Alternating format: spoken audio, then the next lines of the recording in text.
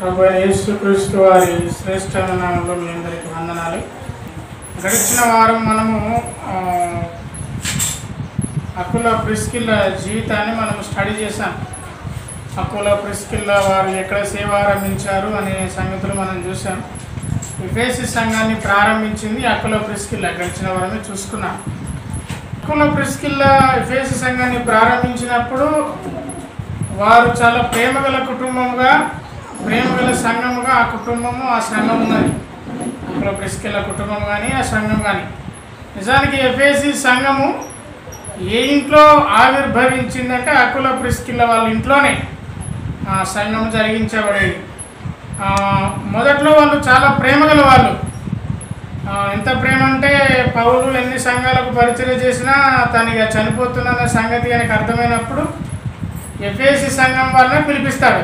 పిలిపించి నేను వెళ్ళిపోతున్నాను, నేను యెరూషలేమునకు వెళ్తున్నాను, యెరూషలేమునకు వెళ్తే ఏం జరుగుతుందో నాకు తెలుసు అని వారితో చెప్పి, ఇక మీదట మీరు నా ముఖము చూడరు అనే మాట చెప్పినప్పుడు ఎఫెసీ సంఘపు పెద్దలందరూ కూడా ఆయన మీద పడి బాగా ఏడ్చి అతని మీద పడి ముద్దు పెట్టుకొని అతన్ని సాగనంపినట్టుగా అంతటి గొప్ప సంఘము తర్వాతి కాలంలో పతనమైపోయిన సంఘముగా, మొదటి ప్రేమను కోల్పోయిన సంఘముగా ఉన్నట్టుగా మనము గడిచిన వారం చూసాము. గడిచిన వారం చూసుకున్న దానికే ఒక కంటిన్యూటీ మిస్ అవ్వద్దని మరలా ఈరోజు నేను ఎఫెసీ సంఘం గురించి మాత్రం పూర్తిగా వివరణ ఈరోజు ఇవ్వాలని నేను ఆశపడుతున్నాను. ఇది ప్రకటన గ్రంథము దాదాపుగా 96వ సంవత్సరంలో రాయబడింది. నిజానికి ఈ ప్రకటన గ్రంథానికి ముందు ఉన్న పేరు ప్రకటన కాదు, ప్రత్యక్షము. యేసుక్రీస్తు ప్రభువారు పద్మాసు దీపములో యేసుక్రీస్తు శిష్యుడైన యోహానుకు ప్రత్యక్షమై కొన్ని దర్శనములను చూపిస్తాడు. ఈ దర్శనములను చూపించే ఈ గ్రంథమే ఈ ప్రకటన గ్రంథం. మొట్టమొదటిగా బైబిల్ ట్రాన్స్లేషన్ చేసినప్పుడు ఈ ప్రకటన గ్రంథమునకు ఉన్న పేరు ప్రత్యక్షము. ఎందుకో దాన్ని మార్చేశారు ప్రకటన అని. ఈ ప్రకటన అనే పేరుకు ఈ గ్రంథానికి సరిగా సింక్ కాదంటే కలిసిపోదు, అంతేనే కదా. పేరుకు తగ్గట్టు మొత్తం ఉండాలి, కంటెంట్ ఉండాలి. మరి ప్రకటన అన్నారు, ఆ ప్రకటన కంటెంట్ ఒకదానికి పనిచేస్తారు. ఇప్పుడు రెండవ రాకడ గురించిన ప్రకటన, మిగతాదంతా. నిజానికి ఈ బుక్కి ఉండవలసిన ఖచ్చితమైన పేరు ప్రత్యక్షము. మొదట్లో ఉన్న పేరు అదే. ఆ తర్వాత కాలక్రమేణా దాని పేరు మార్చేశారు. యేసుక్రీస్తు ప్రభువారు ప్రత్యక్షమై యోహానునకు దర్శన రూపంగా ఈ లోక సంగతులు, అట్లాగే ఆనాటి కాలంలో జరుగుతున్న సంగతులు, అట్లాగే ఈ యుగ సంబంధమైన సంగతులు, ఈ అంత్య దినములలో యుగాంతం ఎలా జరుగుతుందనే సంగతులు యోహానునకు బోధిస్తాడు. ప్రకటన గ్రంథం 6వ అధ్యాయం వరకు ఈనాడు జరుగుతున్న సంగతులు, గడిచిన కాలంలో జరుగుతున్న సంగతులు ఉంటాయి. 6వ అధ్యాయం తర్వాత ఇక రాబోతున్న సంగతులే. ఈ ప్రకటన గ్రంథము చాలా ప్రాముఖ్యమైనది. యేసుక్రీస్తు ప్రభువారు రెండవ రాకడతో ఈ ప్రకటన గ్రంథం ముగుస్తుంది. రెండవ రాకడలో ఉన్న భూమి నశించబడుతుంది, కొత్త భూమి, కొత్త ఆకాశం. కార్యారంభం కంటే కార్యాంతము మేలు అని దేవుని వాక్యం చెప్తుంది, మనందరికీ తెలుసు. ఆది కాండంలో దేవుడి సృష్టి ఆరంభం ఉంటుంది, ప్రకటన గ్రంథంలో సృష్టి నాశనం ఉంటుంది. ఆది కాండములో భూమి ఆవిర్భావం ఉంటుంది, ప్రకటన గ్రంథంలో ఉన్న భూమి వినాశనం ఉండి నూతనమైన భూమి ఆవిర్భావం ఉంటుంది, కొత్త భూమి, కొత్త ఆకాశం. ఆది కాండంలో ప్రారంభం ఉంటే ప్రకటన గ్రంథము ముగింపు. ఆది కాండంలో దేవుడు చేసిన కార్యాలు, దేవుని యొక్క సృష్టి. ప్రకటన గ్రంథంలో ఈ సృష్టి ముగించబడి నూతన సృష్టి ఆరంభం ఎలా అనేది ఉంటుంది. కాబట్టి ఆది కాండం ఎంత ప్రాముఖ్యమైనదో ప్రకటన గ్రంథం అంత ప్రాముఖ్యమైనది. ఆది కాండము మొదలైతే ప్రకటన గ్రంథము తుది. మొదలు ఎంత గొప్పగా ఉంటుందో తుది కూడా అంతకంటే గొప్పగా ఉంటుంది. మొదల్లో ఉన్నప్పుడు హాని లేదు, మరణం లేదు, పాపము లేదు మొదట్లో. చివరిలో పాపము లేని మనుషులతో కలిసి మనము దేవుని రాజ్యంలో ప్రవేశిస్తాము. దేవుని రెండవ రాకడ తదుపరి, 1000 ఏళ్ల పరిపాలన తదుపరి. కాబట్టి ఈ ప్రకటన గ్రంథము ఎంతో ప్రాముఖ్యమైనది. ప్రకటన గ్రంథం అంటే చాలామంది కన్ఫ్యూజన్స్ ఉంటాయి, గలిబిలిగా ఉంటాయి. ఇవన్నిటినీ అలంకార రూపంగా వ్రాయబడింది. ప్రభు చిత్తమైతే వాటన్నిటిని కూడా మెల్లమెల్ల ఒక్కటి విపదిద్దాం. ఈ ప్రకటన గ్రంథము రాసిన సంవత్సరం 96వ సంవత్సరము. ఈ 96వ సంవత్సరంలో యోహాను పద్మాసు ద్వీపంలో జైల్లో ఉన్నాడు. ఈ పద్మాసు ద్వీపంలో ఆయన ఉంచింది ఎవరంటే డొమిషియన్ అనే చక్రవర్తి, రోమన్ చక్రవర్తి. మీరు సెర్చ్ చేయొచ్చు. ఆయన క్రీస్తు శకము 81వ సంవత్సరం నుండి 96వ సంవత్సరం వరకు ఆయన రోమన్ సామ్రాజ్యాన్ని పరిపాలించాడు, రోమన్ చక్రవర్తి. అప్పటికే దాదాపు అపోస్తలులందరూ చనిపోతారు, ఒకే ఒకడు మిగిలి ఉంటాడు, అతడు యోహాను. ఆ యోహాను పద్మాసు ద్వీపంలో వేసినప్పుడు దేవుడు అతనికి ప్రత్యక్షమైనట్టుగా ప్రకటన గ్రంథము 1వ అధ్యాయం 9వ వచనంలో ఆయన పద్మాసు ద్వీపంలో ఉండి ఈ పత్రికను రచించాడని మనం చూస్తాం. అల్ఫయు ఒమేగయు నేనే, వర్తమాన భూత భవిష్యత్తు కాలంలో ఉండువాడని నేనే అని సర్వాధికారి దేవుడు ప్రభు సెలవిచ్చున్నాడు. మీ సహోదరుడును యేసును బట్టి కలుగు శ్రమలను రాజ్యంలోను సహనంలోను పాలువాడనైన యోహానను నేను దేవుని వాక్యం నిమిత్తము యేసుని గురించిన సాక్ష్యం నిమిత్తము పద్మాసు ద్వీపమున పరవాసినైతిని. పద్మాసు ద్వీపములో ఆయన ఉంచారు. ఆనాడు రోమన్ చక్రవర్తులు యేసుక్రీస్తు సువార్తను ప్రకటిస్తుంటే చాలామంది అడ్డగించి శిష్యులను చంపేస్తారు. నీరో చక్రవర్తి అపోస్తులైన పేతురును చంపేస్తాడు. అపోస్తులైన పౌలును కూడా నీరో చక్రవర్తి చంపిస్తాడు. నీరో చక్రవర్తి చక్రవర్తులందరికంటే క్రూరమైన చక్రవర్తి. మరి ప్రధానమైన శిష్యులను అతనే చంపేస్తాడు. మరి అతని క్రూరత్వం గురించి మరి చరిత్ర కూడా చెప్తుంది. మరి నీరో చక్రవర్తి కాలంలో రోమ్ తగలబడిపోతుంటుంది. రోమ్ అంటే ఆ రాజ్యపు రాజధాని. తగలబడిపోతుంటే మరి నీళ్లు తగలబడితే మీరు ఏం చేస్తారు? మరి రోమ్ చక్రవర్తి చక్కగా పాటలు పాడుకుంటూ డ్యాన్స్ చేశాడట. తన సామ్రాజ్యం అంతా తగలబడిపోతా అంటే చక్కగా పాటలు పాడుకుంటూ మన మ్యూజిక్ వాయించుకుంటూ ఉన్నాడంట, చరిత్ర చెప్తుంది. నిజానికి ఇంకోటి ఏంటిదంటే ఆ తగలబెట్టింది కూడా నీరో చక్రవర్తి అంట. వాడేమని సామ్రాజ్యాన్ని తగలబెట్టుకొని ఆ తగలబడిపోతా అంటే అందరూ అయ్యో అయ్యో మా ప్రాణాలు పోతున్నాయి, మా ఇల్లు పోతున్నాయి, మా ఆస్తి పోతుందంటే ఈ నీరో చక్రవర్తి మాత్రం పాటలు పాడుకుంటూ మ్యూజిక్ వాయించుకుంటూ నవ్వుకుంటూ సంతోషంగా ఉన్నాడంట. అంటే క్రూరత్వానికి పరాకాష్ట, బాగా క్రూరుడు. అటువంటి క్రూర చక్రవర్తుల కాలంలో యేసుక్రీస్తు సువార్త ప్రకటించబడింది. యేసుక్రీస్తు సువార్త ప్రకటించినప్పుడు అనేక మంది శిష్యులను చంపేశారు. చివరికి డొమిషియన్ కాలంలో 96వ సంవత్సరంలో యోహాను కూడా పద్మాసు ద్వీపంలో వేయబడ్డాడు. యోహానుకు కనపరచబడి ఆసియాలోని 7 సంఘములకు ఆయన లెటర్స్ రాశాడు. 7 సంఘములకు పంపమని చెప్పగా వింటిని అని ఆ ప్రకటన గ్రంథం 1వ అధ్యాయం 10వ వచనంలో చూస్తాం. పుస్తకంలో రాసి Ephesus, Smyrna, Pergamum, Thyatira, Sardis, Philadelphia, Laodicea అని 7 సంఘములకు పంపమని చెప్పుట వింటిని అని ఆ 7 సంఘములకు అపోస్తుడైన యోహాను లెటర్స్ రాసి వారి యొక్క లోపాలను ఎత్తి చూపుతాడు, వారి మంచిని ప్రోత్సహిస్తాడు, చెడ్డతనాన్ని విమర్శిస్తాడు. మరి ఈరోజు మనం ఎఫెసీ సంఘం యొక్క చరిత్రను ఈరోజు తెలుసుకొనబోతున్నాం. ఎఫెసీ సంఘం ఎక్కడ మొదలైంది? ఎఫెసులో అపోస్తులైన పౌలు చేసిన సువార్త ఎలా ఉంది? అపోస్తులైన పౌలు ఎంతగా కష్టపడ్డాడు ఎఫెసు గురించి, ఎఫెసీ సంఘం ఎలా ఉండేది, చివరి ఎలా అయిపోయింది అనే సంగతులు ఈరోజు మనం చూడబోతున్నాం. ప్రభు చిత్తమైతే 7 సంఘముల గురించి 7 వారాలు ఈరోజు నుంచి చూడబోతున్నాం. ఈరోజు మొదటి వారం ఈరోజు ఎఫెసీ సంఘముల గురించి మనం చూస్తాం. ఎఫెసీ సంఘాన్ని స్థాపించింది ప్రిస్కిల్లా. అపోస్తల కార్యము 19వ అధ్యాయము 1వ వచనం. ఉన్నప్పుడు జరిగినదేమనగా పౌలు పై ప్రదేశంలో సంచరించి ఎఫెసునకు వచ్చి కొందరు శిష్యులను చూసి పౌలు ఫస్ట్ ఎంట్రీ అపోస్తల కార్యము 19వ అధ్యాయంలో ప్రాంతానికి వచ్చినట్టుగా మనం చూస్తాం. ఈ ఎఫెసీ ప్రాంతానికి వచ్చినప్పుడు అక్కడ కొంతమంది శిష్యులు ఉన్నారు. వారందరికీ కూడా బాప్టిస్మం ఇచ్చు యోహాను యొక్క బాప్టిస్మం తెలుసు, కానీ యేసుక్రీస్తు నామములో బాప్టిస్మము అట్లాగే పరిశుద్ధాత్మ నింపుదల వాళ్ళకు తెలియదు. అలా ఉన్నప్పుడు పౌలు ఎఫెసీ ప్రాంతానికి వస్తాడు. అంతకు ముందే అకుల ప్రిస్కిల్లా ఆ ఎఫెసీ ప్రాంతంలో పరిచర్యను ప్రారంభిస్తారు.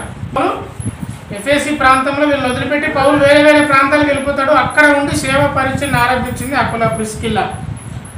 18వ అధ్యాయం అపోస్తల కార్యం 16వ వచనంలో ఉంటుంది.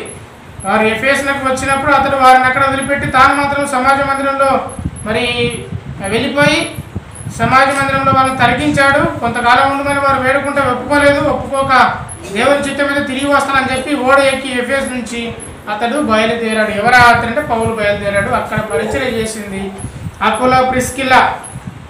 అక్కడ వారు పరిచయం చేసినప్పుడు అక్కడ వారికి యేసునామంలో బ్యాప్టిస్మం తెలవకపోతే మరలా వారికి బ్యాప్టిస్మం ఇచ్చినట్టుగా మనం అక్కడ చూస్తాం. అంటే రెండవసారి బ్యాప్టిస్మం అనేది కేవలం ఎఫెసీ సంఘంలో మాత్రమే జరిగింది. అది కూడా కేవలం 12 మందికి మాత్రమే. మీరు ఏ నామంలో బ్యాప్టిస్మం పొందారు, మీరు పరిశుద్ధాత్మను పొందుకున్నట్టే మాకు తెలియదు అని అంటారు వాళ్ళు. అయితే మీరు బ్యాప్టిస్మం పొందవలసి ఉందని యేసుక్రీస్తు నామంలో బ్యాప్టిస్మం ఇచ్చినట్టుగా మనం అక్కడ చూస్తాం. వారు 12 మంది. అప్పుడు వారు పరిశుద్ధాత్మను పొందుకుంటారు. ఎందుకు అంతకుముందు పరిశుద్ధాత్మ బ్యాప్టిస్మం లేదంటే యేసుక్రీస్తు ప్రభువారు ఈ లోకంలో ఉన్నప్పుడు పరిశుద్ధాత్మ రాలేదు.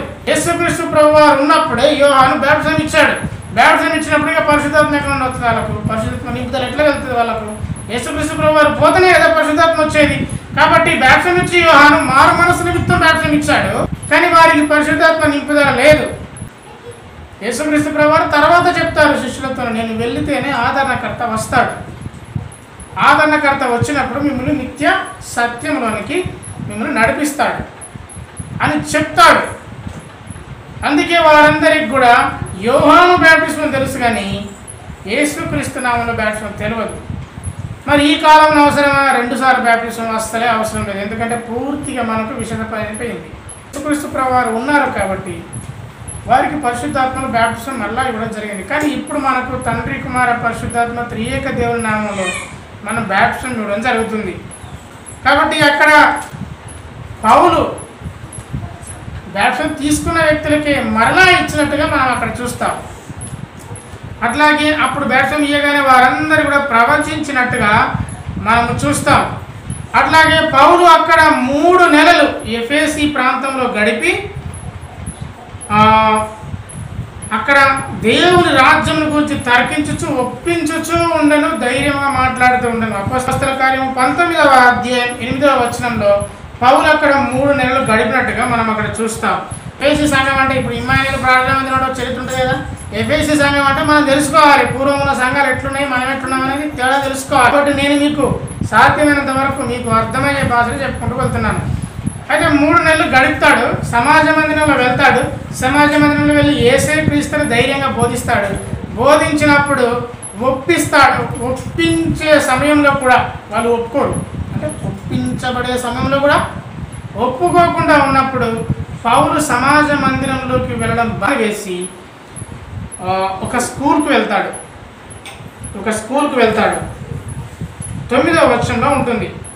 కొందరు కఠినపరచబడిన వారై కొందరు ఒప్పుకోలేకపోతారు. ఇది విషయమని లాజిక్తో మాట్లాడి ప్రూఫ్స్తో మాట్లాడిన అంటే రుజువులు చూపించిన ఒప్పుకోరు. చూశారు కదా కొంతమంది కఠినపరచబడ్డవారు వాళ్ళు. అటువంటి కఠినపరచబడ్డ వారితో అతను ప్రత్యేకించబడి ఇక నేను మీకు యేసే క్రీస్తుని, యేసే నిజమైన దేవుడని రుజువు చెప్పినా కానీ మీరు ఒప్పుకోలేకపోతున్నారు. 3 నెలలు మీతో వాదించిన అయినా మీరు ఒప్పుకోలేకపోతున్నారు అని వారి దగ్గర నుండి వేరే ఒక పాఠశాలలో, తురన్ను అని ఒక పాఠశాలలో బోధించడం మొదలు పెడతాడు. 19వ వచనం, తురన్ను అను ఒకని పాఠశాలలో తర్కించుచూ వచ్చాను. ఈ తురన్ను అనే వ్యక్తి వారికి ఒక స్కూల్ ఉంది. ఆ స్కూల్లో తన శిష్యులను ప్రత్యేకపరుచుకొని ఇక్కడ నుండి సమాజ మందిరంలోకి వెళ్ళక శిష్యులతోని అక్కడ కూర్చొని తురన్ను అనే పాఠశాలలో తర్కించినట్టుగా చూస్తాం. ఆ తురన్ను అనే పాఠశాల శిలా ఫలకాలు ఎఫెసీ ప్రాంతంలో దొరికాయి. తవ్వకాలు చేసినప్పుడు ఆ తురన్ను అనే పాఠశాల నిజంగానే ఉన్నదా, అది ఎక్కడ వచ్చింది అన్నప్పుడు తవ్వకాలు జరిపినప్పుడు ఎఫెసీ ప్రాంతంలో ఈ తురన్ను అనే పాఠశాల యొక్క అవశేషాలు దొరికాయి. కాకపోతే అక్కడ పాఠశాల ఎక్కడ ఉంది, ఆ స్కూల్ ఎక్కడ ఉంది అని సరిగ్గా లొకేషన్ మాత్రం వాళ్ళు కనుక్కోలేకపోయారు. నిజానికి పౌలు ఎఫెసీ ప్రాంతానికి రావడానికంటే ముందు ఆయనకు ఎఫెసీ ప్రాంతానికి ఆసియాలో ఉన్న 7 సంఘాలను ముందు చదువుకున్నాం కదా ప్రకటనలో, అక్కడికి వెళ్దామని ఆశ కలిగింది. కానీ పరిశుద్ధాత్మ దేవుడు పౌలును వెళ్ళనీయలేదు. అపోస్తల కార్యం 16వ అధ్యాయం 16వ వచనం. అపోస్తల కార్యం 16వ అధ్యాయం 6వ వచనం. ఆసియాలో వాక్యము చెప్పకూడదని పరిశుద్ధాత్మ వారిని ఆటంకపరిచినందున వారు రుగియ గలతీయ ప్రదేశముల ద్వారా వెళ్ళిరి. చూడండి, మొదటి మిషనరీ యాత్ర ముగించబడుతుంది. ఇప్పుడు పౌలు యొక్క కన్ను ఎక్కడ పడిందంటే ఆసియా ప్రాంతంలో పడింది. ఆసియాలో ఉన్న 7 సంఘాలకు వెళ్ళాలి. ఇక్కడ 7 సంఘాలు అప్పుడు సంఘాలు కావు, ఆ ప్రాంతంలోకి వెళ్ళాలి అని ఆశపడతాడు. పరిశుద్ధాత్మ మాత్రం నువ్వు వెళ్ళకూడదు అని ఆజ్ఞాపిస్తాడు. అంటే ప్రతిదానికి సమయము కలదు, మనం కూడా చేయడానికి సమయం కలదు. నిజానికి మంచి పనే కదా సువార్త ప్రకటన. అయినా పరిశుద్ధాత్మ దేవుడు వారిని ఆటంకపరిచాడు. కొన్నిసార్లు మనం కూడా చేయాలనుకున్న పని చేయకపోవడానికి కొన్ని ఆటంకాలు వచ్చినప్పుడు అది దేవుని చిత్తం అని మనం గ్రహించాలి. అది ఎంత మంచి పని అయినా కానీ ప్రతిదానికి దేవుని దగ్గర సమయం కలదు. కొన్నిసార్లు ఆలస్యం జరుగుతుంది, ఆలస్యమైనా అది దేవుని చిత్తం అని గ్రహించాలి. ఎంత జాగ్రత్తలు తీసుకున్నా ఆ పని జరగదు, ఎందుకంటే అది దేవుని చిత్తం. మరి పౌలు ఆసియాకు వెళ్ళి సువార్త ప్రకటిద్దాము, 2వ మిషనరీ యాత్రలో పౌలును స్త్రీలను వెంటబెట్టుకొని పోదామని అనుకున్నా పరిశుద్ధాత్మ దేవుడు వారిని ఆటంకపరిచాడంటారు, వద్దని చెప్పాడు. కాబట్టి ప్రతిదానికి సమయం కలదు అనే మాట మీకు గుర్తు చేయడానికి ఏ రెఫరెన్స్ నేను మీకు చూపిస్తున్నాను. అపోస్తల కార్యము 18వ అధ్యాయము 19వ వచనంలో పౌలు ఎఫెసులో ఉండమని వారు బ్రతిమలాడినా అక్కడ ఉండలేదు, అతను ఒప్పుకోలేదు. మీరు ఉండండి అని చెప్పినా వారు ఒప్పుకోలేదు. వారిని వదిలిపెట్టి వేరే వేరే ప్రాంతాలకు వెళ్ళిపోయాడు. వారు అంటున్నారు ఇక్కడే సువార్త ప్రకటించవచ్చు కదా, ఇక్కడే ఉండవచ్చు కదంటే ఒప్పుకోలేదు. ఎందుకంటే పౌలు ఎవరి ఆధీనంలో ఉన్నాడంటే పరిశుద్ధాత్ముని ఆధీనంలో ఉన్నాడు. మరి పౌలు అక్కడ సువార్త ప్రకటించవచ్చు, కానీ పౌలు ఒప్పుకోకుండా వారిని వదిలిపెట్టి వెళ్ళాడు. ఆసియాకి వెళ్దామంటే పరిశుద్ధాత్మ దేవుడు ఆటంకపరిచాడు. అప్పులో ప్రిస్కిలతో ఎఫెసుకు వస్తే వాక్యం చెప్పుకుంటే ఇక్కడనే ఉన్నాడంటే ఉండలేదు, ఎందుకంటే తన సమయం ఇంకా రాలేదు. ప్రభు మన జీవితాల్లో కూడా కొన్ని ఆలస్యం జరిగిస్తున్నాడంటే మనం ఎప్పుడు జ్ఞాపకం పెట్టుకోవాలి. సువార్త ప్రకటననే పరిశుద్ధాత్మ దేవుడు వద్దని అన్నాడంటే మన జీవితంలో కొన్ని ఆలస్యాలు జరుగుతాయి. ఆ ఆలస్యాలు జరిగినప్పుడు దాన్ని బట్టి మనం దేవుని స్తుతించాలి. ఆ తర్వాత పౌరులకు పరిశుద్ధాత్మ ప్రేరేపణ వచ్చినప్పుడు అక్కడ గొప్ప పరిచర్య జరిగించాడు. బాప్టిస్మం మరలా ఇచ్చి పరిశుద్ధాత్మ కుమ్మరింపంటే ఏంటో ఎలా ఉంటుందో వారికి నేర్పించాడు. ఎఫెసీ ప్రాంతంలో ఆయన చేసే సేవ ఎంతో గొప్పది. చూడండి, ఆయన ఎఫెసీ పట్టణానికి వచ్చాడు, ఎఫెసీ ప్రాంతానికి వచ్చాడు, సమాజ మందిరంలో బోధించడం మొదలుపెట్టాడు. పరిశుద్ధాత్మ దేవుని అనుమతి వచ్చింది, బోధించి ఒప్పించిన వాళ్ళు ఒప్పుకోవట్లేదు. ఒప్పుకోకపోతే వారిని వదిలేసి తురన్ను అనే ఒక వ్యక్తికి ఒక పాఠశాల ఉంటే ఆ పాఠశాలకు వెళ్ళి బోధిస్తున్నాడు. అక్కడ దాదాపుగా 2 సంవత్సరాలు పౌలు ఎఫెసీ ప్రాంతంలో ఉన్నాడు. అదేంటి, మొట్టమొదటిసారి పరిశుద్ధాత్మ వద్దన్నాడు, ఇప్పుడేమో 2 సంవత్సరాలు అన్నాడు. నిజానికి మనము చరిత్రను పరిశీలిస్తే 2 సంవత్సరాలు పౌలు స్టే చేసి ఉన్నది కేవలం ఎఫెసీ ప్రాంతంలో మాత్రమే. మిగతా ప్రాంతాలలో పరిచర్య చేసిన అన్ని రోజులు ఎక్కడా లేడైనా పోయాడు, సేవ ప్రారంభించాడు. కొంతమంది శిష్యులకు సువార్త ప్రకటించి శిష్యులుగా ఏర్పరచుకున్నాడు, ఎవరికో ఒకరికి అప్పగించాడు, కానీ వెళ్ళిపోయాడు. కానీ 2 సంవత్సరాలు ఎక్కడా ఆయన లేడు, కేవలం ఎఫెసీ ప్రాంతంలోనే ఉన్నాడు. అక్కడ పౌలు ఉన్నప్పుడు పౌలు చేత దేవుడు విశేషమైన అద్భుతాలు జరిగించాడు. అపోస్తల కార్యం 19వ అధ్యాయం 11వ వచనం. అపోస్తల కార్యం 19వ అధ్యాయం 11వ వచనం. మరియు దేవుడు పౌలు చేత విశేషమైన అద్భుతములను చేయించెను. అతని శరీరమునకు తగిన చేతి గుడ్డలైనను నడికట్లైనను రోగుల యుద్ధకు తెచ్చినప్పుడు రోగములు వారిని దయ్యములు కూడా వదిలిపోయాయి. చూడండి, ఆయనకు ఎంతగా అద్భుతాలు, ఇక్కడ చేసిన అద్భుతాలు మరలా పౌలు ఎక్కడా చేయలేదన్న అతిశక్తి లేదు. ఈయన పౌలు నా శరీరం గుడ్డ తగిలితే ఆ గుడ్డను రోగం ఉన్నవాని పైన వేస్తే బలహీనంగా ఉన్న వానికి తగిలితే స్వస్థత పొందాడట. టాపిక్ పెట్టుకొని ఖర్చీపులు అమ్మారు కొందరు దొంగలు. ఖర్చీపులు నూనె సీసాలు అమ్ముతున్నారు. శరీరమునకు తగిలిన చేతి గుడ్లను నడికట్లను అంటే నడుమున కట్టుకునే కట్లు. ఇప్పుడు నడికట్లు ఎవరు కడతారు? ఇప్పుడు నడికట్టు అంటే బెల్ట్. పూర్వకాలంలో నడికట్టు టవల్ కట్టుకునేవాళ్ళు, అవునా కదా? నడుమునకు టవల్ కట్టుకునేవారు. ఇవి పౌలునకు తగిలి అది తీసుకుపోయి ఏమైనా బలహీన దగ్గరికి తెస్తే రోగములు విడిచిపోయాయంట.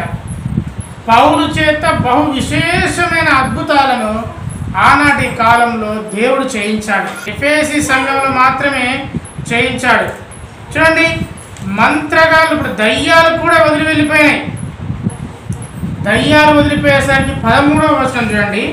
కొందరు దేశ సంచారికులు మాంత్రికులు వచ్చి పౌలు ప్రకటించు యేసు తోడున మనం కూడా దయ్యాలను వెళ్ళగొడదామని వాళ్ళు దయ్యాలను వెళ్ళగొట్టు మొదలుపెట్టారు. ఇక్కడ ఒక ప్రమాదం జరిగింది. ఇక్కడ చాలా జరిగే ప్రమాదాలు ఇప్పుడు మన దగ్గర కూడా జరుగుతున్నాయి. దయ్యాలను వెళ్ళగొట్టాలంటే యేసునామమున పౌలు దయ్యాలు వెళ్ళగొడుతున్నాడు.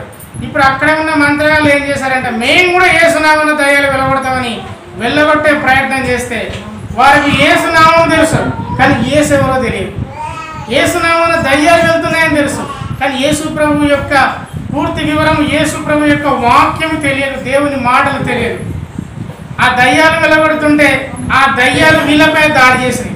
దయ్యాలు వాళ్ళని దాడి చేసి ఇద్దరు మంత్రాలను దాడి చేసి వాళ్ళ బట్టలిప్పి కొట్టింది. బట్టలిప్పి కొట్టేసి దిగంబరిగా చేసి వాళ్ళు రోడ్ల గుండి పరిగెత్తారు బట్టలేక.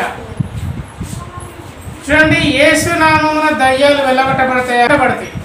శోధన నుంచి స్వస్థత ఉంటుందా? ఉంటుంది. కానీ యేసు ప్రభు గురించి ఏమి తెలవకుండా నువ్వు యేసునామమున దయ్యాలు వెళ్ళగొడతానని అన్నావు అనుకోండి, ఆ దయ్యాలు నిన్ను వాయిస్తాను. Be careful. మరి ఆ కాలంలో మంత్రగాలను అలాగే చేశారు. ఆ 16వ వచనం, ఆ దయ్యం పట్టినవాడు ఎగిరి వారి మీద పడి వారిలో ఇద్దరిని లొంగదీసి గెలిచాడు. గెలిచి వాళ్ళు కొడితే దిగంబరులే గాయం తగిలి ఆ ఇంటి నుండి పారిపోయాడు. కాబట్టి దయ్యాలతో ఆటలాడాలి. యేసు ప్రభు నామమే కాదు, ఆ ప్రవర్తన కూడా చక్కగా ఉన్నప్పుడే నీకు దయ్యాలు లోపడతాయి. ఇష్టానుసారంగా యేసు ప్రభు తెలిసిన కదా దయ్యాలు పోతే కదా బైబుల్ తీసుకొచ్చి వాడిని నెత్తిమే పెట్టి నూనె తీసి కళ్ళలో నోటిన పోతే దయ్యాలు పోవు. యేసు రక్తమే జై అంటే పోవు. యేసు రక్తమే జై అని నువ్వేంది అందరూ అంటారు. కాబట్టి పౌలునకు వారికి తేడా మనం కనుక్కోవాలి. వారు మంత్రగాళ్ళే, కానీ పౌలు మంత్రగాడు కాదు. పౌలు దగ్గర ఏ మంత్రాలు లేవు.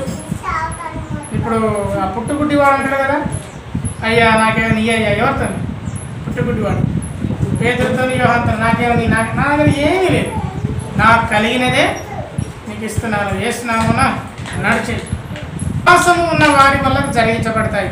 వెంటనే యేసుక్రీస్తు యొక్క నామము గొప్పతనాన్ని తెలిసిన ఆ మాంత్రికులు, ఇంత గొప్పదా యేసునామము అని తెలిసిన మాంత్రికులు ఆ మాంత్రిక పుస్తకాలన్నిటిని తీసుకొచ్చి తగలబెడతారు. అపోస్తల కార్యము 19వ అధ్యాయము 19వ వచనం, మాంత్రిక విద్య అభ్యసించిన వారు అనేకులు తమ పుస్తకమును తెచ్చి అందరి వాటిని కాల్చివేసిన వారు లెక్క చూడగా వాటి వేల 80,000 వెండి రూకలాయన. ఎన్ని వేలు? 80,000 వెండి రూకలు, వెండి డబ్బులు. ఆ మంత్రపు పుస్తకాలు పనిచేయవు. తెలిసింది కదా. తెలిసిన తర్వాత ఏం చేస్తాం? ఏం చేయాలి? దానికి కాలబెట్టాలి. కానీ మనం కాలబెట్టాం, పోయి అమ్ముతాం. అమ్మి ఏం చేస్తాం? డబ్బులు తెచ్చుకుంటాం. ఇంకా మీ మంత్రాలతో మంత్రం వస్తాయి కదా సార్, ఎక్కడెక్కడ మార్కెట్లో మంచి గిరాకీ, డబ్బులు తెచ్చుకుందాం, అమ్మేద్దాం. 80,000 వెండి రూపాయలు. చూడండి, ఆ కాలంలో 80,000 వెండి రూపాయలు ఉంటాయి. ఏది? క్రీస్తు శకము 60వ సంవత్సరం ఆ టైంలో 80,000 అంటే ఎంత? ఈ కాలాన్ని 800 కోట్లు ఇద్దామా, 80 కోట్లు ఇద్దామా? వాళ్ళు ఆ పుస్తకాలన్నీ కాల్చివేశారు. వారేమీ అమ్ముకోలేదు. కొంతమంది మహానుభావులు మరి మందు సీసాలన్నీ ఎక్కడెక్కడే ఉన్న జమ చేసుకొని ఇంట్లో పెట్టి అమ్ముకుంటారు. 2 రూపాయల కోటి, 3 రూపాయల కోటి. అమ్ముకుంటారు, మందు సీసాలు కూడా అమ్ముకుంటున్నారు. అసలు అసలు మనం ముట్టకూడదు వాటిని, అవి మనం ముట్టుకోకూడదు. అయినా మనం ఇంత తెచ్చిపెట్టుకుంటాను, వాటిని తీసుకొచ్చి అమ్ముకుంటాను 2 రూపాయల పుట్టి. మరి మనంత తెలివి వాళ్ళకు లేకపోయా మంత్రగాళ్ళకు. మారు మనసు పొందే వ్యక్తి మార్పు పొందినప్పుడు జరిగే కార్యాలకు, మారు మనసు పొందలేదు కాబట్టి ఈ సగం సగం మారు మనసు అటు ఇటు నులివెచ్చని బ్రతుకు కాబట్టి డబ్బులు ఎట్లా కోల్పోతాం. డబ్బు 80,000 డబ్బు, 80,000 వెండి రూపాయల డబ్బు. దేవుని నామము గురించి వారికి తెలియగానే వారిలో జరిగిన మార్పది. కాల్చివేసినప్పుడు అక్కడ ఉన్న వారందరికీ కూడా భయం కలిగిందంట. 17వ వచనం, ఎఫెసులో కాపురం ఉన్న వారికి యేసు నామమున దయ్యాలు వెళ్ళగొడతబడుతున్నాయి అని తెలవడంతోనే ఒక్కసారిగా అంతకుముందు పూర్వము దయ్యాలంటే భయపడ్డ వాళ్ళు ఇప్పుడు యేసయ్య అంటే భయపడడం మొదలుపెట్టారు.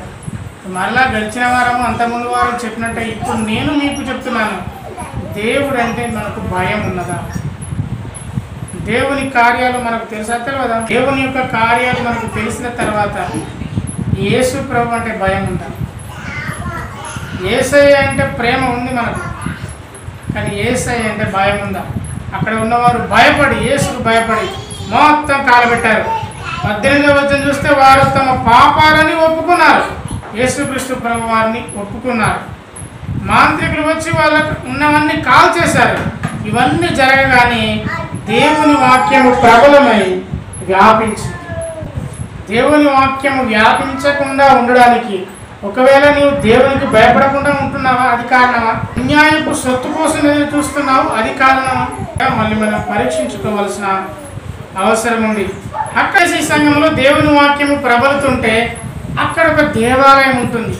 ఆ దేవాలయము అర్తమీ దేవి దేవాలయం. దాన్ని ఇంగ్లీష్లో డయానా దేవాలయం. ఆ డయానా దేవాలయంలో కంసాలు, ఆ విగ్రహాలకు పనిచేసేవాళ్ళు ఒకడు ఉంటాడు, వాడి పేరు దెమెత్రి.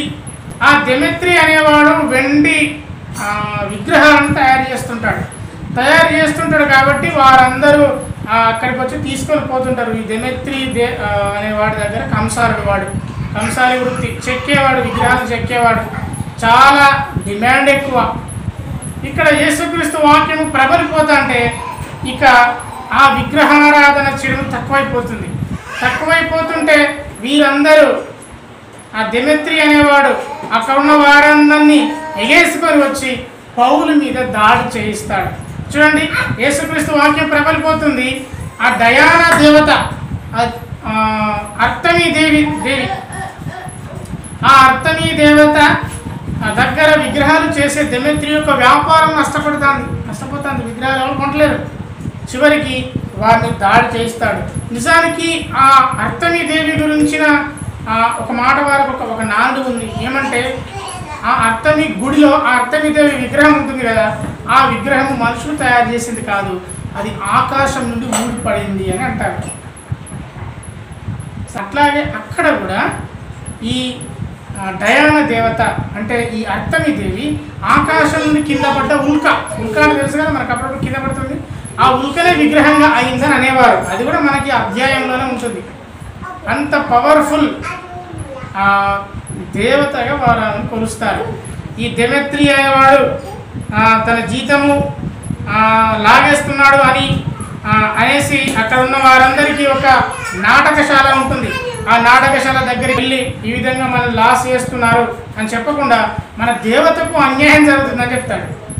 అంటే నా వ్యాపారం నష్టపోతుందని చెప్పడు, మన దేవతకు అన్యాయం జరుగుతుంది, అందరు ఆయన వైపు ఆకర్షించబడుతున్నారు అనగానే అక్కడ దాదాపుగా చరిత్ర ఏం చెప్తుందంటే పెద్ద హాలు, ఆ హాల్లో 24,000 మంది పడతారంట. ఆ నాటకశాలలో 24,000 మంది ఉండే ఆ నాటకశాలలో పెద్ద గొడవ జడం మొదలవుతుంది. 1,000 మంది అక్కడికి చేరుకొని ఇక వారు నినాదం మొదలుపెట్టారు, మా దేవతను అవమానిస్తావా, అర్తమీదేవి మహాదేవి అని అంటున్నారు. అర్తమీదేవి అంటే వాడు కూడా మహాదేవి. ఇప్పుడు మన స్లోగన్స్ ఇస్తారు కదా, అర్తమీదేవి అంటే మహాదేవి అనడం మొదలుపెట్టిన తర్వాత ఎవరో ఒకరు అలెగ్జాండర్ అనేవాడు అక్కడక్కడ ఉంటారు, యేసుక్రీస్తుని విశ్వసించిన పౌర శిష్యుడు. ఇద్దరి దగ్గర గలిబిలి అయ్యేసరికి పెద్ద గొడవ జరుగుతుంది, బాగా మంది గ్యాదర్ అయిపోతారు. బాగా మంది గ్యాదర్ అయ్యారు కానీ అక్కడ ఒక చిన్న ఒక తారతమ్యం కనిపిస్తుంది. ఇప్పుడు ఈ కాలంలో కూడా గొడవలు అవుతున్నప్పుడు జరిగేది. ఆ మాట మీకు చూపిస్తాను చూడండి. 32వ వచనం. ఆ సభ గలిబిలిగా ఉండను కనుక కొందరు ఇలాగున కొందరు అలాగున కేకలు వేసిరి. కానీ అక్కడ చాలామంది వచ్చారు కదా, వచ్చిన వాళ్ళు కేకలు ఎత్తారు కానీ తాము ఎందు నిమిత్తం కూడుకున్నారో చాలామందికి తెలియదు. లొలిమాతం జరుగుతుంది కానీ అది ఎందుకు వచ్చేది అంటే ఏమో నాకు తెలియదు, వాడు రమ్మంటే వచ్చాను, వాడు ముత్తుకోమంటే వాడు అర్థవిజయం అంటే మహాదేవ్ అంటాను. సరే అర్థవిజయం మహాదేవ్ అని అంటాను, ఎందుకు అంటాను, ఇంటి దగ్గర ఎందుకు అంటాను, ఇక్కడ ఎందుకు అంటాను అంటే తెలియదు. పెద్ద పెద్ద లొల్లు జరుగుతాయి, 100 మంది ఉంటారు. అరే నువ్వు ఎవడరా అంటే అది మేకలు. ఒకసారి ధర్నా జరుగుతాను, బస్సులన్నీ ఆపేశారు. బస్సులు ఉన్న వాళ్ళందరూ అక్కడ ఉన్నారు. అర్రే బాగా మంది ఉన్నారు, పోలీసులు దిగారు. ఇక చివరికి సముదాయించి సరే సరే సరే సరే ఎవరి బస్సులలో ఎక్కుర్రి వాళ్ళు వెళ్తారాడు అనేసరికి 10 మంది 10 మంది లేరు. ఉన్నోళ్ళందరూ ఎవరు, ఎక్కడ ఉన్నోళ్ళందరూ బస్సులు ఉన్న వాళ్ళందరూ. ఆ బస్సులు ఉన్న వాళ్ళందరూ వెనకెత్తిన బస్సులు చూసి ఆహా ఫుల్ మంది ఉన్నారు మేము అనుకుంటాను. మేము అక్కడనే ఉన్నాం కదా, మమ్మల్ని చూసి ఇంకోటి ఏమనుకుంటాడు, ఏం ధర్నా చేస్తారు ఇంతమంది ఉన్నారని వాడు అనుకుంటాడు. వాడు వెనక బస్సులు ఉన్నాడు, అరే అంతమంది ధర్నా చేస్తారు ఎంత కష్టం వచ్చిందని వాడు అనుకుంటాడు. కానీ వాస్తవానికి ఇక్కడ ధర్నా చేసేది 10 మంది లేరు. బస్సులు ఎక్కువ అంటే వాళ్ళు ఎవరు లేరు అక్కడ. కొంతమంది నారాటోనికి అయితే ఇక్కడ అసలు ఎందుకు కూర్చున్నారో కూడా అర్థం కాదు.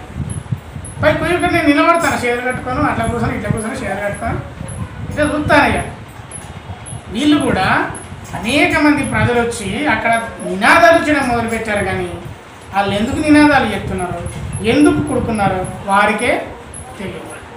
పౌలు అనుకున్నాం కదా, అరే గంత నినాదాలు చేస్తున్నారు, అర్థమిదేవి మహాదేవి అని అంటున్నారు. ఒకసారి నేను వెళ్ళి వాళ్ళతో మాట్లాడుతా అంటే అక్కడ ఉన్న పెద్దలు అతన్ని వెళ్ళనీయలేదు. వివేకం అవసరం. దేశపు అధికారులు కూడా కొంతమంది పౌరును వెళ్ళనీయలేదు. నిజంగా జరిగిన వాస్తవాన్ని నేను చెప్తున్నాను. వెళ్ళనీయకుండా అతన్ని ఆపేశారు. నువ్వు ఇప్పుడు వెళ్ళడం మంచిది కాదు. ఇప్పుడు వారు పౌరుషంగా ఉన్నారు, మాట్లాడుతున్నారు. ఇప్పుడు నువ్వు చెప్పిన వారికి అర్థం కాదు. నువ్వు లాజిక్లు మాట్లాడతావు, రుజువులు చూపిస్తావు, కానీ వినేంత ఓపిక వారికి లేదు, చెప్పేంత సహనం నీకున్నా. కాబట్టి కొన్నిసార్లు మనము తగ్గడము చాలా ప్రాముఖ్యం. అన్నిసార్లు మనం మాట్లాడేది గెలుస్తామని అనుకోవద్దు. పౌరును ఆపిన వారి ద్వారా మనం నేర్చుకోవాల్సిన సంగతి, ప్రతిసారి మనం గెలవలేము. ప్రతిసారి మనకే రుజువున్నా మనదే యథార్థమైన కొన్నిసార్లు మౌనంగా ఉండడం ఉత్తమం.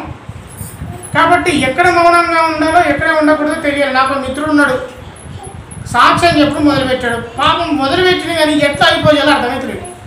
చెప్పిందే చెప్తాడు. ఇక్కడ ప్రారంభం ఎక్కడ ఉంది? ప్రారంభం తెలిసింది కానీ ముగింపు అర్థమవుతలేదు. ఏదో అంటాను టైం ఏమైపోతుంది, మా టైం చూసుకుంటాను. 10 నిమిషాల సాక్ష్యం, 10 నిమిషాల సాక్ష్యానికి అరగంట దాటింది. ఏదో అంటాడు, ఇంకేదో అంటాడు. ఆ చెప్పింది సాక్ష్యం వేరు, ఈయన చెప్పేది వేరు. చివరికి టైం అయిపోయిందని కింద కూర్చున్నాడు. ఆయన దగ్గర ప్రాబ్లం ఏంటి? ఎక్కడ ప్రారంభించినో తెలుసు, ఎక్కడ ముగించిందో ఆయన తెలియదు. కొంతమంది వార్తలు ఉంటారు, కొంతమంది స్పీచ్లు మనం చూస్తాం. ప్రారంభం గొప్పగా ఉంటుంది, ముగింపు సప్పగా ఉంటుంది. అంటే అర్థం ఏంటి? క్లారిటీ లేదు, ఎక్కడ ముగించాలో తెలియదు. చెప్పమంటే చెప్తారు, అది పూర్వకాలం క్రీస్తు పూర్వం సంగతులు చెప్తారు, అవసరమైన ఒక్కటి ఉండదు. కాబట్టి అది మనకు తెలియాలి. దేవుని పిల్లలుగా మనకు తెలియాలి. ఆ వివేకం మనకు ఉండాలి. పౌరులు అయితే వాళ్ళు ఎలానేయలేదు, వద్దు నువ్వు ఇక్కడ మాట్లాడకూడదని పౌలును వ్యతిరేకించారు. మరి పౌలు తురలోని పాఠశాలలో చెప్తుంటే వ్యతిరేకించలేదు, కానీ అంతమంది వారు అరుస్తుంటే పౌలును వెళ్ళనీయకుండా చేశారు. చేసినప్పుడు వారందరూ కూడా అల్లరి బాగా ఎక్కువ ఉందంట. అల్లరి బాగా ఎక్కువ ఉన్నప్పుడు అలెగ్జాంద్రు అనే వ్యక్తిని వాళ్ళు ముందుకు చూశారట. అక్కడ ఉన్న వారు యూదులు అలెగ్జాంద్రు అనే వ్యక్తిని ముందుకు చూసినప్పుడు అలెగ్జాంద్రు ఎట్లా ఉంటాడు చూడండి, 24,000 మంది మధ్యలోకి పోయి నువ్వు నమ్ముతావురా యేసుక్రీస్తు అనగానే ఏమవుతుంది? వనకడు మనడు అయ్యో దండం అని మొదలుపెట్టినప్పుడు ఇక్కడ అలెగ్జాంద్రు సైగ చేసి సమాధానం చెప్దాం అనుకుంటున్నాడు. అది కాదయ్యా ఏదో సమాధానం చెప్తున్నాడు. అంటే పౌలు చేసి సువార్త ప్రకటిస్తుంటే ఇది వ్యాపారం అదే తనని వాడడం లేదు. మన దేవతకు అవమానం జరుగుతుందని తీసుకొచ్చింది కదా, అదేం లేదయ్యా మీ దేవత మీకే మా దేవుడు మాకేం చెప్తాడేమో, సమాధానం చెప్తాను, ఎట్లా కన్విన్స్ చెప్తాను, కానీ వాళ్ళు వినట్లేదు. వాళ్ళు ఈయన చెప్తా అంటే అర్థమీదేవి మహాదేవి అని అంటున్నారు. రాజకీయ నాయకులు కూడా అట్నే అవుతుంది. ఏదో సమాధానం చెప్తాడు, దేవుడు అంటాడు కదా జై అని అంటాడు, ఎవడు జై, ఇక సమాధానం పోతాయి. వినే ఉంటారు, విన్నారు కదా సమాధానం. వాడు జై కొట్టడానికి పని చేస్తాడు, ఈ జిందాబాద్ కొట్టేటోడు, ఈ జై కొట్టేటోడు. అటువంటి గుంపులలో మనం అసలే ఉండకూడదు. ఓకే, ఏదేమైనా కానీ సరిగా చెప్తే చివరు ఏక శబ్దంతో 2 గంటల సేపు 34 వచనం చూడండి, అపోస్తల కార్యం 19:34.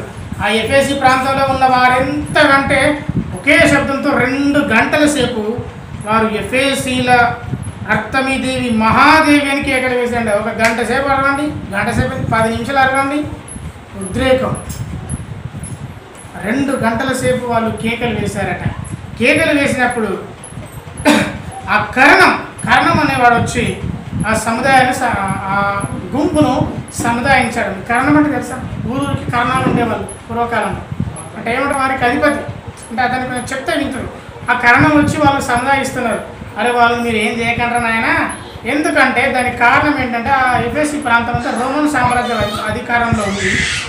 అధికారంలో ఉన్నప్పుడు మనమే తీర్పు తీర్చి వారిని ఏం చేయకూడదు కాబట్టి మీరు వారిని ఏమనకూడదని వారిని సముదాయించి అప్పుడు అంటాడు. ఆ కరణం అనేవాడు అంటాడు కదా, ఎఫెసీలారా 35వ వచనం, అర్థమి మహాదేవి ద్విపది నుండి పడిన మూర్తికి పాలకురాలన్నది మీకు తెలియదా? ఆ ద్విపది వద్ద నుండి దేవుని దగ్గర నుండి పడిన మూర్తికి పాలకురాలు, అక్కడ నుండి పడ్డది ఒక తోక చుక్క, అది మీకు తెలుసు కదా. ఈ సంగతి అన్నీ మీకు తెలుసు కదా, మీరు ఎందుకు ఇంత తొందరపడుతున్నారు?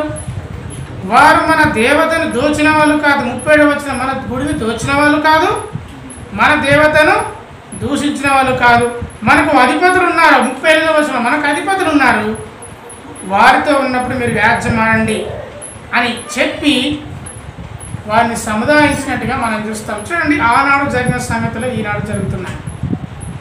ప్రసంగి గ్రంథంలో ఒక మాట ఉంటుంది, నిజానికి మాట ఉంటుంది. ఇప్పుడు ఏదో సంభవించినట్టు భయపడకు, ఇది ఒకప్పుడు సంభవించిందే, ఇది కొత్తది జరిగిందని ప్రజలందరూ చెప్తారు. అప్పుడు ఇది ఒక వింత జరిగింది తెలుసా అని అంటారు, కానీ అది కూడా అంతకుముందు జరిగింది. కాబట్టి ఆనాడు జరుగుతున్న సంగతులు ఈనాడు జరిగిన దానికి సాదృశ్యంగా ఉన్నాయి. కాబట్టి ఆనాడు జరుగుతున్నవి ఈనాడు జరుగుతున్నవి, ఆనాడు గలిబిలు ఉంది, ఈనాడు గలిబిలు ఉంది సువార్త ప్రకటన నిమిత్తం. కాబట్టి వాళ్ళు రోమన్ వారికి మాత్రమే అది అధికారం ఉందని చెప్పి అక్కడ వారిని సముదాయంగా చూస్తున్నాం. కానీ ఇప్పుడు ఆ అర్థమీదేవి దేవాలయం ఒక గుంతలో దిగబడి ఉంది. 1965వ సంవత్సరంలో ఆ అర్థమీదేవి బలిపీఠంను తీశారు. 19వ శతాబ్దంలో 19వ సెంచరీలో ఆ అర్థమీదేవి గుడిని కనుక్కున్నారు. అంత వైభవంగా 24,000 మంది ఒక్కసారిగా గుమిగూడిన ఆ ప్రాంతం అంతగా పూజించిన ఆ పట్టణంలో ఉన్న గుడి మాత్రం శిథిలమైపోయి కనబడకుండా అయిపోయింది. అది ఉన్నదా లేదా అని చరిత్రకారులు పరిశోధించినప్పుడు మరి వారికి తెలిసిన విషయం ఏంటంటే ఆ గుడి ఇప్పుడు దొరికింది. కాబట్టి ఆనాడు జరిగిన సంగతులన్నీ కూడా నిజమే అనడానికి, బైబిల్ రాయబడిన సంగతులు అనడానికి సాక్ష్య రూపకంగా ఇది మనకుంది. ఇటువంటి ప్రాంతము ఎఫెసీ ప్రాంతం, ఒక అర్థమీదేవిని పూజించే ప్రదేశము, డయానా దేవతను పూజించే ప్రదేశము, భయంకరమైన విగ్రహారాధికులతో మాంత్రికులతో ఉన్న ప్రదేశం. అటువంటి ప్రదేశంలో సేవ జరిగించి పరిచర్య జరిగించిన వ్యక్తి పౌలు. వెంటనే పౌలు అక్కడి నుండి మాసిదోనియాకు వెళ్ళినట్టుగా మనం 20వ అధ్యాయంలో మనం అక్కడ చూస్తాం. ఇప్పుడు ప్రకటన గ్రంథంలోకి వస్తాం. అటువంటి సంఘము, విశేషమైన సంఘము, అంత గొప్పగా పరిచర్య పౌలుతో జరిగించబడ్డ ఆ సంఘములో ఇప్పుడు ఒక కొదువు ఉంది. వారు మొదట ఉండిన ప్రేమను కోల్పోయారు. గడిచిన వారని చెప్పిందే కొంత రిపీట్ చేస్తున్నాను, కొంత వివరణంగా నేను మీకు రిపీట్ చేస్తున్నాను.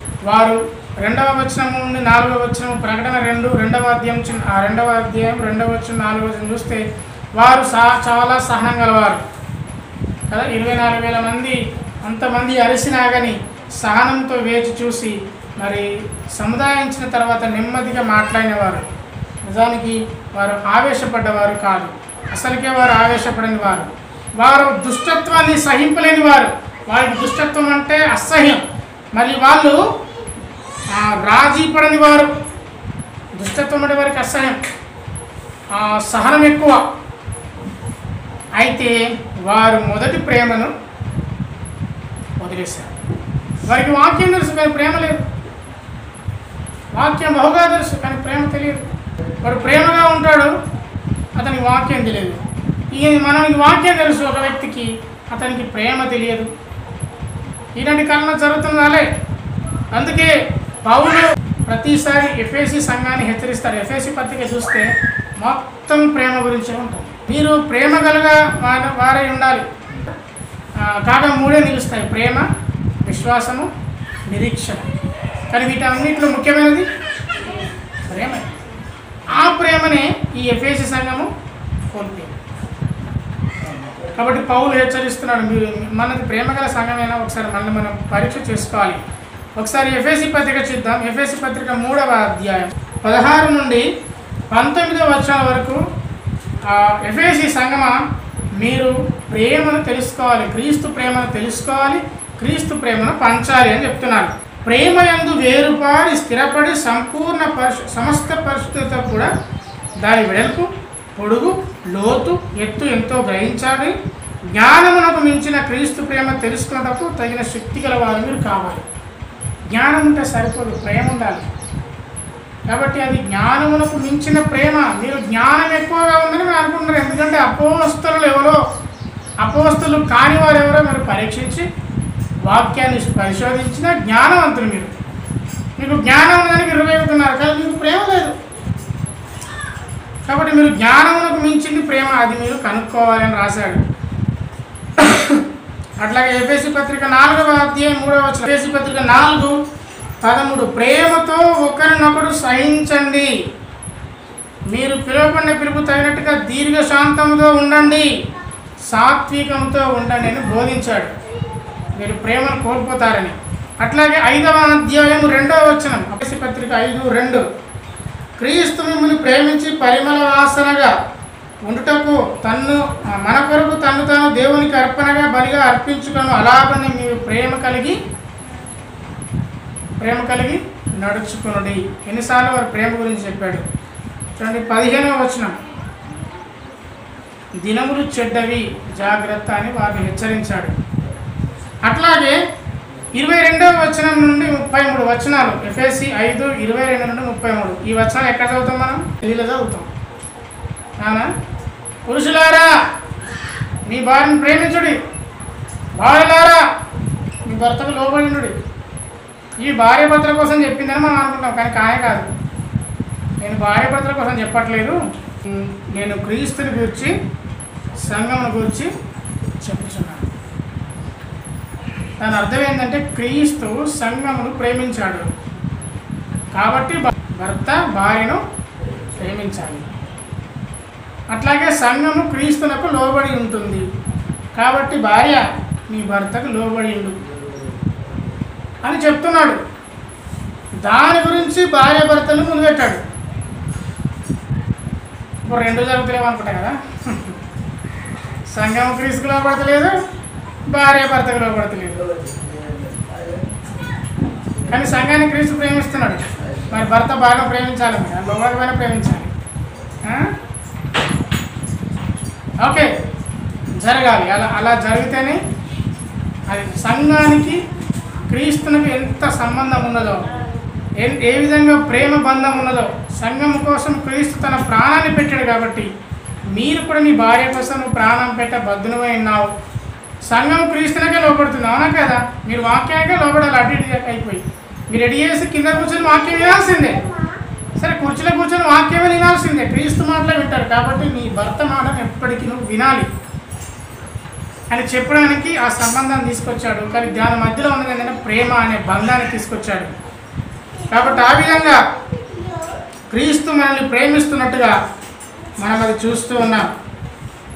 అట్లాగే 24వ వచనం మనం చూస్తే క్రీస్తు మనల్ని ప్రేమిస్తున్నాడు. అది ఎటువంటి ప్రేమ అంటే శాశ్వతమైన ప్రేమ. 24వ వచనం చూడండి.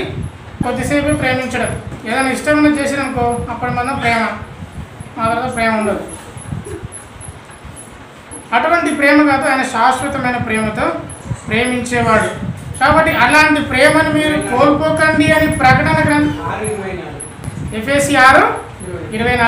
మన ప్రభు అయిన యేసుక్రీస్తు శాశ్వతమైన ప్రేమతో ప్రేమించుచు వారికందరికీ కృప కలుగును గాక. ఆయన శాశ్వతమైన ప్రేమతో ప్రేమిస్తున్నాడు అని ఎఫెసీ పత్రికకు రాసిన వారిని హెచ్చరిక మీద హెచ్చరిక చేసిన, ఎన్నిసార్లు ప్రేమ గురించి చెప్పిన వారు ప్రేమనే కోల్పోయిన సంఘం.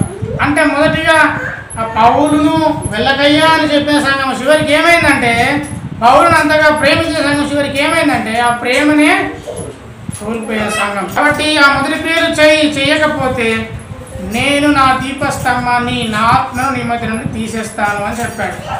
అట్లాగే నువ్వు నికోలాయితుల క్రియలు ద్వేషిస్తున్నావు, అవి నేను కూడా ద్వేషిస్తున్నాను అంటే దాని అర్థం ఏంటంటే నికోలాయితుల క్రియలు అవి చెడ్డవి, దేవునికి ఇష్టమైనవి కావు. నికోలాయితులు ఎవరు అనేది మనకు ముందులో ఉంటుంది. అది బెర్గము సంఘంలోను, తుయతైర ఆ సంఘాలలో కూడా నికోలాయితుల క్రియలు కొన్ని కనబడేట్టుగా మనం చూస్తాం. వాటి గురించి మనం త్వరగా చూసుకుందాం. ఎఫెసీ సంఘం యొక్క వివరణ ఇది. మరొకప్పుడు సహనం గలవారు, పౌలును కాపాడిన వారు, పౌలును బలపరిచిన ఆ సంఘము చివరికి ప్రేమను కోల్పోయింది. ఓకే, మనల్ని మనం పరీక్షించుకునే సమయము, మనల్ని మనము నిత్యము పరీక్షించుకొని అలా ఉన్నామా లేదా అనే సంగతిని పరీక్ష చేసుకొని మనల్ని మనం బలపరుచుకోవాలి. దేవుడి కృప మనకు అనుగ్రహించును గాక. ఆమె అందరం తలవంచుకొని దేవుని స్తుతిద్దాం. దేవుడి వాక్యమును దీవించును గాక. ఆమేన్. కృపము నుండి లేపినావు, నీదు ప్రాణమంతాయు నాకై పెట్టినావు. కృపము నుండి లేపినావు, నీదు ప్రాణమంతాయు నాకై పెట్టినావు. కాపరివై శాంతి కాలు కాపరివై శాంతి కాలు కిలలో మాటి మాటికి నడిపి దాహంబు తీర్చినావు. ఎన్నో కృపలు కుమ్మరించినావు, నాపై తిన్నాగా చూపి బ్రోచినావు. కన్నవాడవు నీవయ్యున్నావు యేసునాథా, కన్నవాడవు నీవయ్యున్నావు యేసునాథా. భిన్నమైన త్రోవలన్నీ తొలగించినావు, భిన్నమైన త్రోవలన్నీ తొలగించినావు. ఎన్నో నాపై తిన్నాగా ప్రేమను చూపి బ్రోచినావు.